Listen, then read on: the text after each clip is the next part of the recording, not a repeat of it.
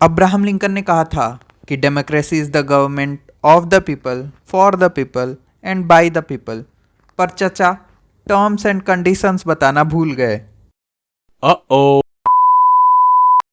I don't eat a lot of onions, ये कहना था हमारी निर्मला ताई का जब उनसे प्याज की आसमान छूती कीमतों के बारे में सवाल किया गया तो।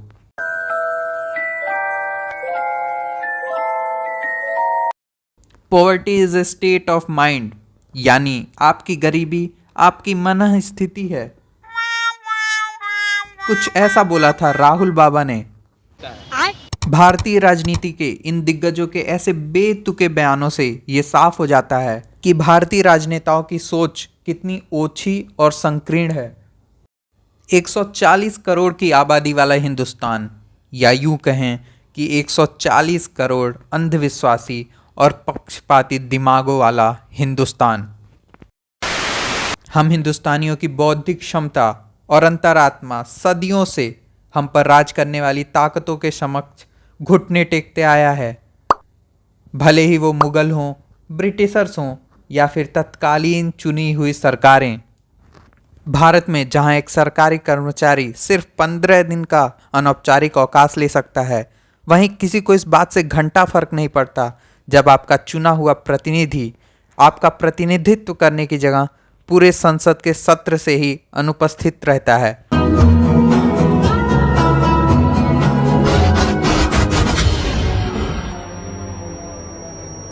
जहां एक सरकारी कर्मचारी को अनेकों परीक्षाओं और मापदंडों को पार करके एक अदद सरकारी नौकरी मिलती है, वहीं सरकार बनाने और देश चलाने वाले राजनेता अगर अंगूठा छाप भी हों तो भी इस देश के बुद्धिजीवियों की चूं तक नहीं निकलती।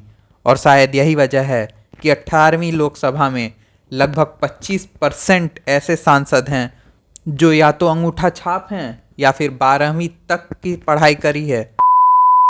हिंदुस्तान में अगर आप पर कोई केस हो जाए तो आप तब तक कोई सरकारी पद ग्रहण नहीं कर सकते जब तक आप उस केस में निर्दोष साबित न हो जाएं। पर आप सरकार डेफिनेटली बना सकते हैं।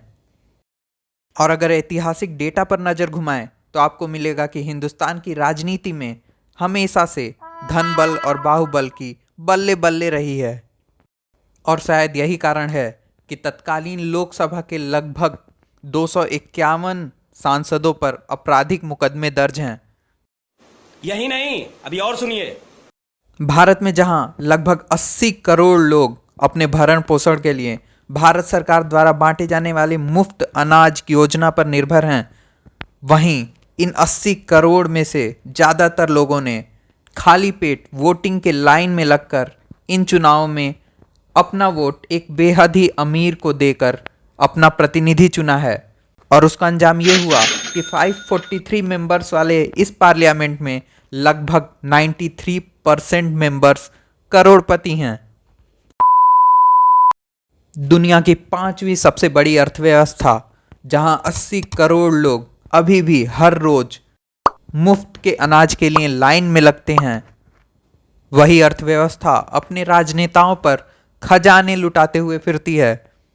भारतीय सांसदों को लगभग लाख रुपए सैलरी और कई लाखों के अलाउंसेस और पर्क्स मिलते हैं सिर्फ ये करने के लिए।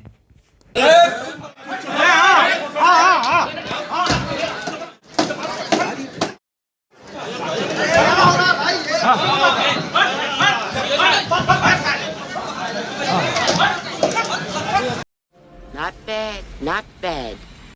अपने सांसदों पर खजाना लुटाने के बावजूद सरकार को लगता है कि ये बेचारे अपना भरण पोषण नहीं कर सकते, इसलिए सरकार संसद की कैंटीन में हाईली सब्सिडाइज्ड रेट्स पे अपने सांसदों को खाना प्रोवाइड करती है, जिसका मेन्यू कार्ड देख के आपके मुंह में पानी और रेट देख के आपके शरीर से पसीने छूट जाएंगे। सखी सैया तो खूब ही कमात हैं, महंगाई डायन खाया जात है।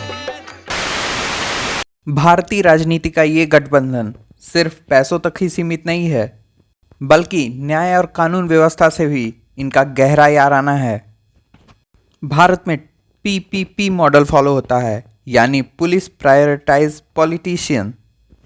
एनसीआरबी यानी नेशनल क्राइम रिकॉर्ड्स ब्यूरो के एक डेटा के अनुसार 2016 से 2021 तक लगभग 20.36 लाख भारतीय लापता हुए थे, जिनमें से सिर्फ 50 से 55% को ही वापस ढूंढा जा सका था। पर ये डेटा देख के आप ये मत सोचना कि हमारी पुलिस नाकारा है। इसका कारण है आपकी छोटी औकात और आपका वीआईपी ना होना। पुलिस वाले बेचारे तो नेताजी की वीआईपी भैंसिया खोजने में व्यस्त हैं। Perhaps happen only in India. First, the entire police machinery in UP's Rampur area is moved to trace the 7 stolen buffaloes of senior minister Azam Khan. और थोड़ा समय मिलने पर पीएम मोदी की भतीजी का चोरी हुआ पर्स भी तो ढूंढना है। Azam Khan, who's back in the news again, and his buffaloes are only getting more famous as he compared his cattle to England's Queen Victoria. तो अब आप कमेंट में बताओ, आपको क्या लगता है? What's wrong with India?